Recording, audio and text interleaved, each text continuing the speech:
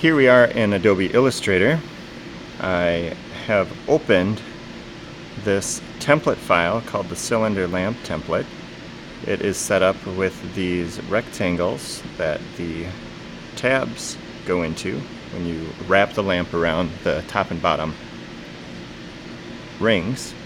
I also have added these guides so you can see the size of the piece of paper. So this guide here is at 17 inches and this guide here is at 11. So this is the piece of paper right here. These areas on the bottom and the side would be empty. So I'm going to put my graphics in this area here. So I'm going to start by placing a file, a vector file that I found on the internet. It's in downloads and it's called Shadow Puppets. So I'm going to open that one up.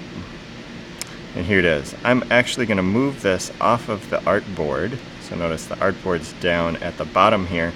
I'm going to do some editing up here, and then as I get these how I want them, I'm going to move them down onto where the paper is represented down here. So notice the first thing on this is that these are intended to be shadow puppets. So if you cut these out, you'd have a little stick here, and then you could put on a fun play about dinosaurs with your puppets. But I don't really want these stick parts, so I'm going to start off by deleting those. You might have noticed while I was talking I clicked on this tool right here, which is a white selection tool called the Direct Selection tool. You can also get there quickly by pressing the A key on the keyboard. That key is going to allow me to select parts of an object. So right now I think all of this is set up as one object. If I click it with the selection tool, then everything's selected.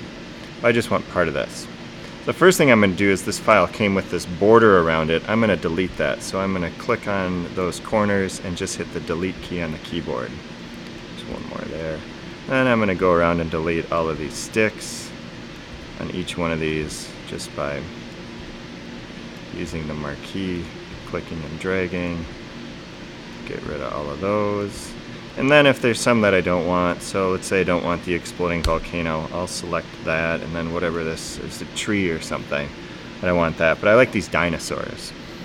So I'm going to select those. Let's see. If I click in the middle of one of these, I can actually move it out of the way. And what I'm going to do is I'm going to group some of these together so that I can select them individually. So right now when I click on one of them, all of them are selected. So I'm going to try to ungroup these by going to Object, Ungroup. Now I can select these one at a time, which is perfect because I might space these out and be able to edit these a little bit better. Oh, we lost his legs, so let me see if I can do that. We'll deal with him a little bit later. Alright, so I got these spread out, so I'm not going to run in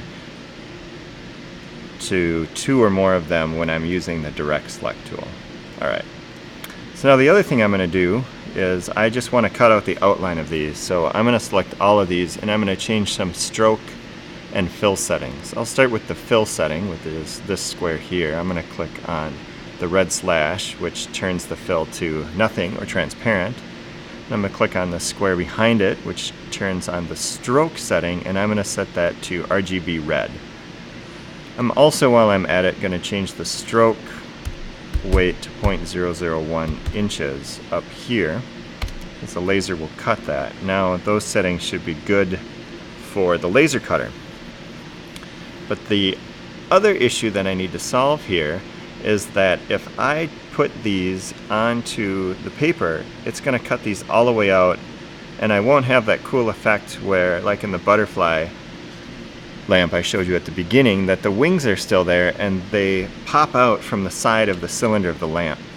So the way that I'm going to do that is I'm going to cut or delete some of these vectors on each side of the dinosaur. You could do this with any object. It would be cool with birds or butterflies or things with wings, but I decided I'd make a dinosaur lamp and see how that turned out. So I'm going to do that by using this Direct Selection tool. Let me zoom in on this T-Rex here. I'm holding down the Alt key as I zoom. I'm going to click right here, say in the middle, and I'm going to hit delete and see what happens. It worked. Now I have this part deleted. So when we laser cut this, this part would connect from the inside of the dinosaur to the outside. Let me see if I can delete his belly out of the way. There, that works. So the T-Rex is done. Let me move along here and see if I can do some of these other dinosaurs. Is this a Stegosaurus? I'm not actually sure. But let me see what I can delete out of here. Now this would be a really thin piece of paper, so I'm going to try to make that a little thicker. Yep, that one seems like it'll work. Let's get this Tyrannosaurus.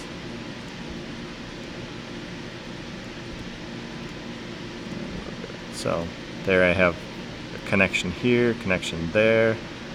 I can keep doing this with whatever this guy is. Move that by accident. A couple more there.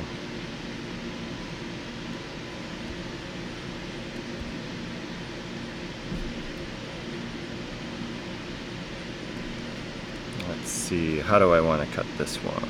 There we go. Connect on that side, and then maybe over here.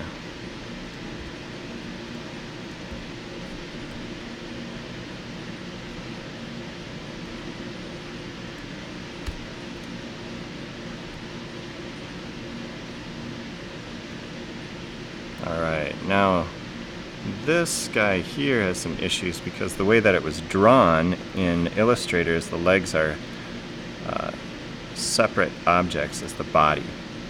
Well, let's see if I can use the Pathfinder. If the Pathfinder's not open over here, you can find it in the Windows. You just find Pathfinder. There it is. Mine's already checked on.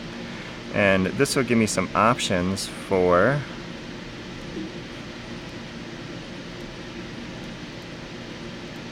there we go.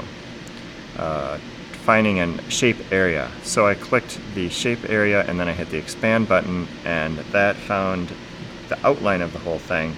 And now I should be able to delete just parts of this and make a connecting part. And that should be good. Alright. So now I have all my dinosaurs ready to go. I can start to place them onto the lamp and do some composition here. So let's say I want more than one T-Rex. Well, what I'll do is I'll just copy and paste it. And here's my next one, and let's say I want the other one over here, but I want them facing the other direction. So what I'm going to do is transform that by going to Object Transform Reflect, and I'll reflect it over the vertical axis, and boom, I have another T-Rex there. I can change the size of this. I'm going to hold down the Shift key so the aspect ratio stays the same.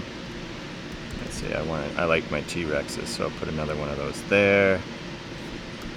Nope, I want the whole thing here. Oh, stretched him out. So we'll put this guy here, we'll reflect him around.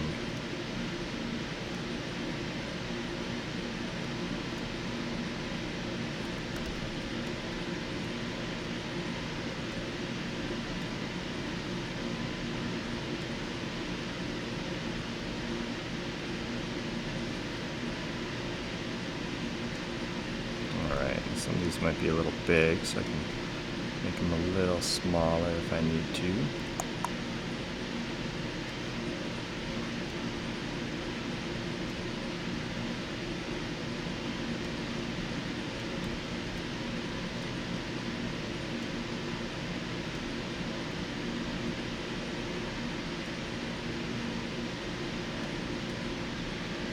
Alright, got some empty space over there. I'll put this guy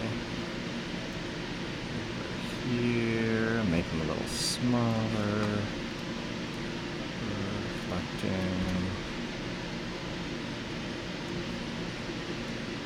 Yeah, let's get another Tyrannosaurus Rex.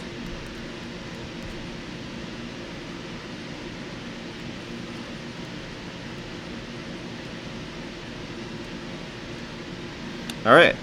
So now my dinosaurs are pretty well set. I can now go ahead and save this as something else and move it to the laser engraver computer, and it's ready to be cut out.